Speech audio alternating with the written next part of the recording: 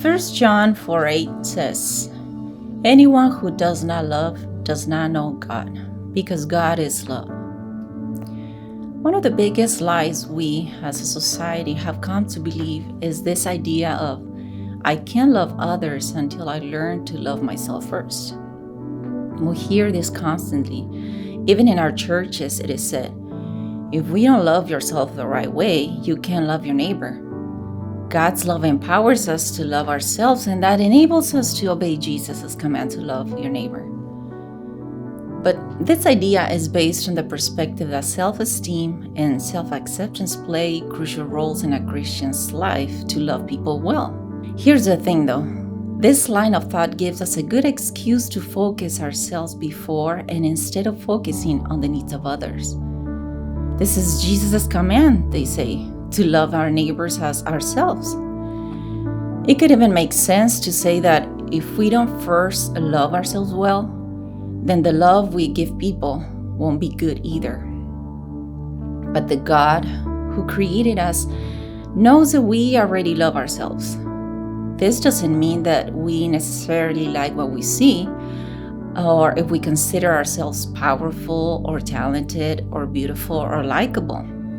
In fact, we can think horrible things about ourselves and still love ourselves.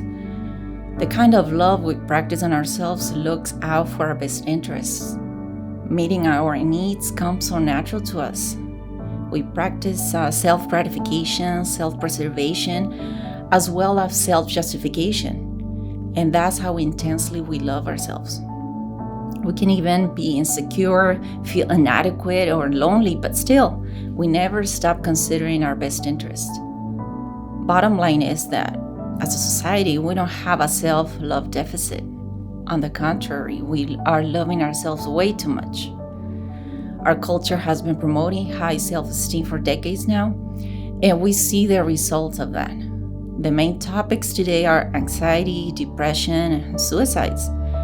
This proves that thinking of ourselves highly or loving ourselves more is driving us to self-destruction.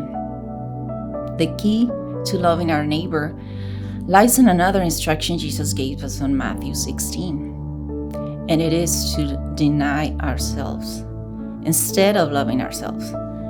But what does that mean? What does this look like?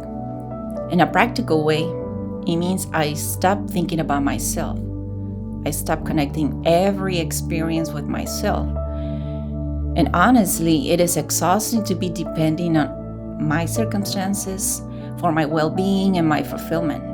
Instead, I replace my self-focus with God's unchanging love and His greatest gift for me, my salvation in Christ Jesus. And because of Jesus, I have an answer to my insecurities, to my self-preservation. He is our creator, our sustainer, just and holy. Jesus gave us the example of self-denial and full obedience. He didn't tell us to learn to love ourselves before we love others, because His love for us is more than sufficient to equip us to do so. We love Him and others because He first loved us. The Apostle Paul encourages us in Philippians 2 verses 3 and 4 to do nothing from selfish ambition or conceit, but in humility count others more significant than yourselves. Let each of you look not for his own interest, but also for the interest of others.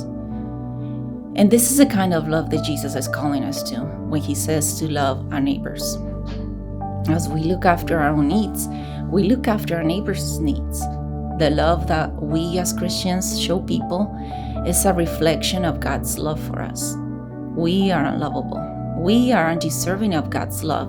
But yet, while we were still sinners, God demonstrated His love toward us through Jesus, His Son. We don't have the right to ignore people because they're hard to love. Our God didn't do that. We are called to love now, not until we feel good about ourselves. When we put off loving people because it is hard, we are disobeying God. Their needs are unmet, but most importantly, we miss out on the blessing that makes us more like Christ. Let's honor our call to love one another for His glory. Anyone who does not love does not know God, because God is love.